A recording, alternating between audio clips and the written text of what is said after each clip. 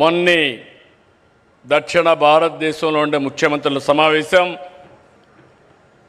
మన deputy PM మన home minister అయినటువంటి అమిత్ షా గారి నాయకత్వంలో అయింది. అక్కడ ప్రపోజల్స్ పెట్టాం. 5 నదుల్ని కలిపే పరిస్థితి. గోదావరి, కృష్ణ, తుంగభద్ర, అదే సమయంలో పెన్నా, అదే సమయంలో కావేరి. ఈ 5 నదులు కలపగలిగితే 4 రాష్ట్రాల్లో సమస్య పరిష్కారం అవుతుంది. నీళ్లు తీసుకుపోవడమే కాదు, దీనివల్ల కష్టకాలంలో ఇది ఒక స్టెబిలైజర్గా స్థిరీకరణ చేసే అవకాశం వస్తుంది. వారు తొందరలోనే దీనికి ఒక కార్యాచరణ తయారు చేస్తాను కూడా హామీ ఇచ్చారు.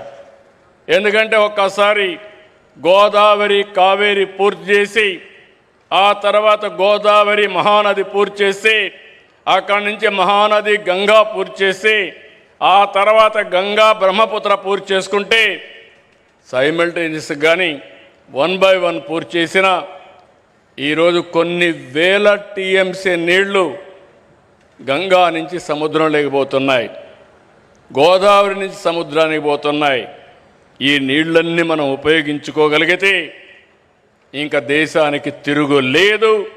దేశ భవిష్యత్తు అన్స్టాపబుల్ అని చెప్పి మరొకసారి మీ అందరికీ విజ్ఞప్తి చేస్తున్నాను.